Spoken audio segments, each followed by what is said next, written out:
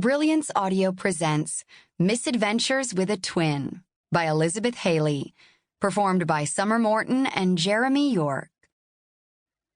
I can't believe we're actually going to this thing, Corey said, as he zipped up his jacket and exited my truck.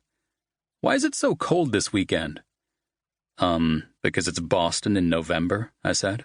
I closed my door and ran to catch up with him on the sidewalk. We've lived here all our lives. You should be used to this. I'm used to being at home. Let's go there instead, he said, turning toward me. Except for his pathetic expression that was silently pleading with me to let him off the hook, it was like looking in a mirror. Dark hair with cropped sides, long enough to style on top, but short enough that we didn't have to, and dimples that were noticeable even when we weren't smiling, causing elderly women to call us cute like they would a baby in a grocery store line. Even after almost 30 years, it was tough for most people to tell us apart.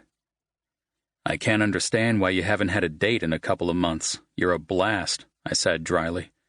Aren't you supposed to be the friendlier one? It's just that we haven't talked to most of these people in years. It's weird. I rubbed my hands together to get them warm. Corey was right. It was freezing tonight. That's why we're here.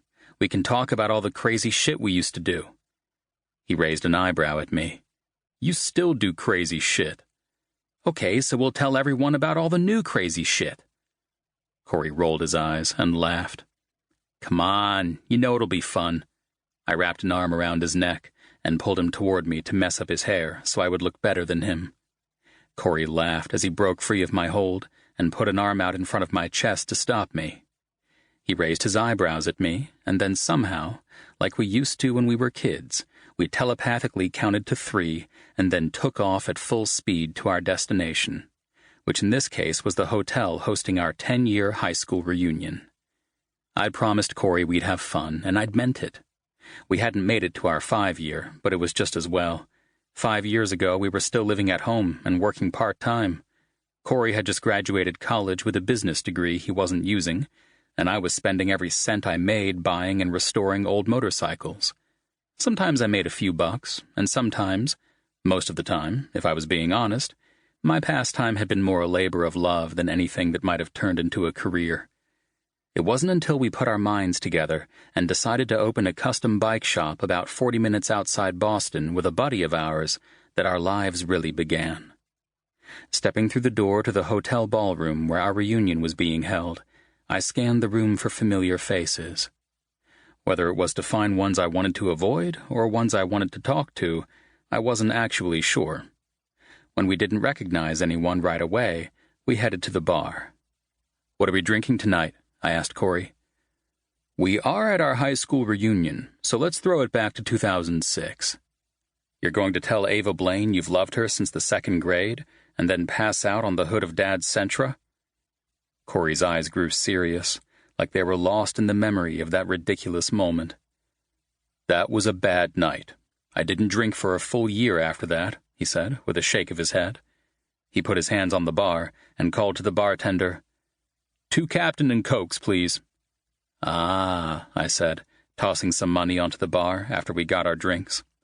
I forgot all about your Captain phase. Me too, Corey said. I don't think I've even had one in almost a decade. They were my go-to for most of junior and senior year, though. He craned his neck and scanned the room. You think Ava's here? I heard she's divorced now. Where'd you hear that? I looked at him, but he avoided eye contact. Facebook.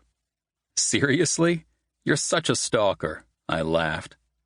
If you plan to talk to her, you should probably make sure it happens before your 7th drink this time. You're a wise man, Colton, Corey said with a smile before taking a sip. I shrugged. Well, I am your older brother. I loved making this distinction, but the truth was, Corey and I shared everything. We always had. From our birthday to our group of friends to our clothes and cars. Growing up, nothing belonged to only one of us. Well, everything except girls. That was a line we would never cross. If one of us was into someone, or especially if one of us had hooked up with someone, she was off limits to the other brother. Forever. That rule limited Corey's selection of females greatly when we were in high school, but I couldn't be blamed for taking opportunities as they arose just because it made his potential dating pool smaller.